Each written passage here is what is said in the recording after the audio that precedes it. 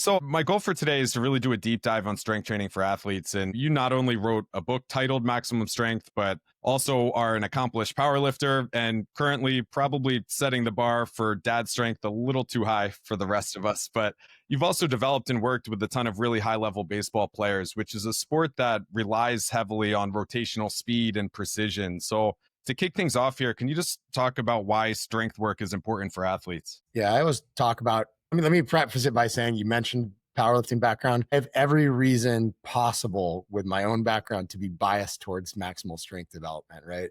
And that's been something I probably fought early in my career more so than now.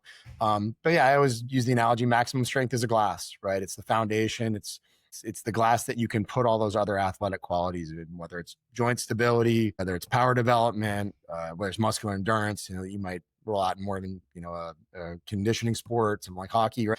Guys don't have shifts in baseball like they do in hockey, so that maybe there's a little bit more of a place for it in that world from that dynamic. I mean, big picture is maximum strength is a foundation for a lot of things. You and I both worked with a lot of those 13, 14-year-old kids who are loosey goosey.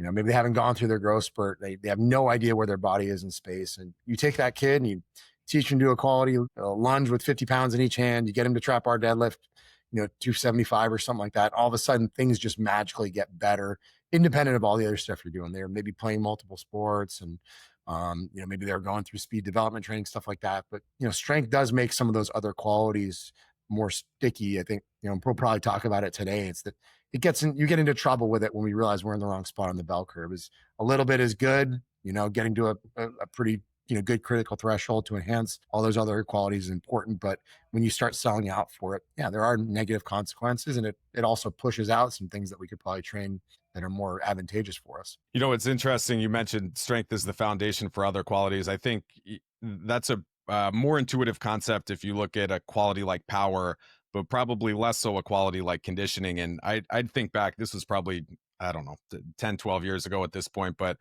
we had a really tall female basketball player that was, I think she was a senior in high school and had never strength trained before and was just really, really weak. And we did a conditioning test with her and her heart rate shot through the roof. And it wasn't, watching her go, it wasn't that her conditioning was actually as bad as the heart rate response indicated. It's just that every stride she was almost redlining, her ability to support her own body weight. And, a couple strength training sessions where she has a little more control, a little better neural input, that the conditioning response actually improved quite a bit. So it's interesting the carryover effect that can have. I think it's fascinating. They feed each other, right? Like we've always, it's funny. I started up like a new client today, like guy who's been super successful college golfer.